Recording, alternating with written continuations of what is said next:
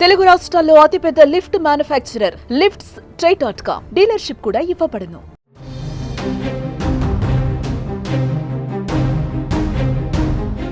రెండు తెలుగు రాష్ట్రాలలో సంచలనం సృష్టించిన మీర్పేట్ మహిళా హత్య కేసులో ఎట్టకేలకు పోలీసులకు ఆధారాలు లభించాయి.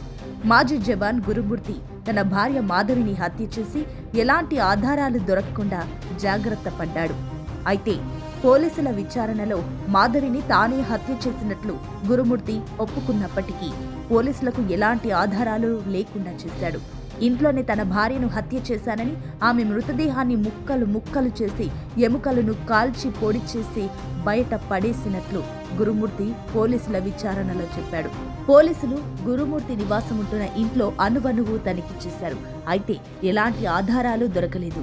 దీనితో మరోసారి గురుమూర్తి నివాసంలో లేటెస్ట్ టెక్నాలజీ ఉపయోగించి దర్యాప్తు బృందం తనిఖీ చేసి ఎట్టకేలకు ఆధారాలను సేకరించింది. ఆ ఆధారాలను DNA రిపోర్టుకు పంపించారు. ఇప్పుడు ఈ కేసులో మరో సంచలన విషయం వెలుగులోకి వచ్చింది.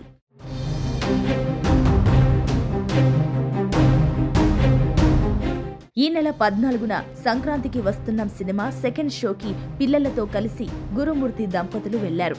సినిమా పూర్తయిన తర్వాత వారి పిల్లలను బంధువుల ఇళ్లలో దింపేసి గురుమూర్తితో పాటు ఆయన భార్య మాధవి మాత్రమే జిల్లెలగూడలో ఉన్న ఇంటికి తిరిగి వచ్చారు.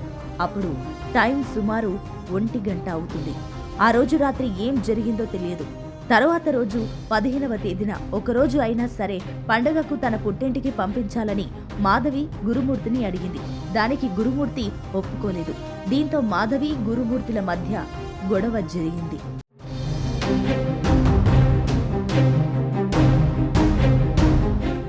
గురుమూర్తి కొట్టడంతో మాధవి ఒక్కసారిగా కింద పడిపోయింది. తలకు బలమైన గాయం తగలడంతో మాధవి స్పాట్లోనే చనిపోయింది.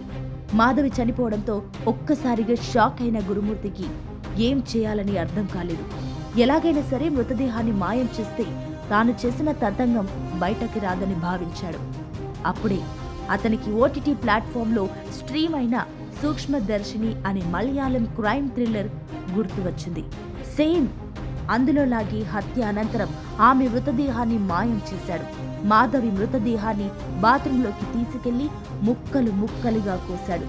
బాడీ పార్ట్స్ మొత్తాన్ని కెమికల్స్ ఉపయోగించి కరిగిపోయేలా చేశాడు. వాటిని బాత్రూంలోనే ఫ్లష్ చేశాడు. ఎవరికీ అనుమానం రాకుండా వారి తల్లిదండ్రులకు ఫోన్ చేసి మాధవి కనిపించడం లేదని చెప్పాడు.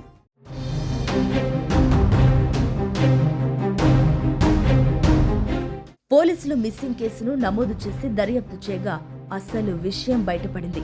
గురుమూర్తి ఇంట్లో సీసీ కెమెరాలు దాదాపు 8 ఉన్నాయి. 8 సీసీ కెమెరాలు గురుమూర్తి బకెట్ తీసుకువెళ్తున్న దృశ్యాలు మాత్రమే పోలీసులకు లభించాయి.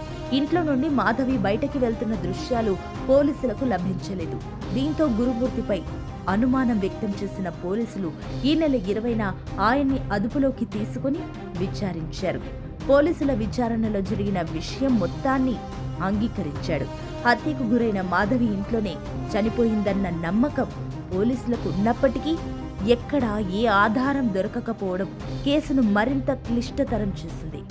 అయితే పోలీసులు లేటెస్ట్ టెక్నాలజీని ఉపయోగించి గురుమూర్తి ఇంట్లో మరోసారి ఆధారాల కోసం వెతకగా కీలక ఆధారాలు లభించాయి. ఈ ఆధారాలను DNA పరీక్షకు పంపించగా మాధవి మృతదేహానికి సంబంధించినదే అనే విషయం నిర్ధారణ కావడానికి అవకాశం ఉంది.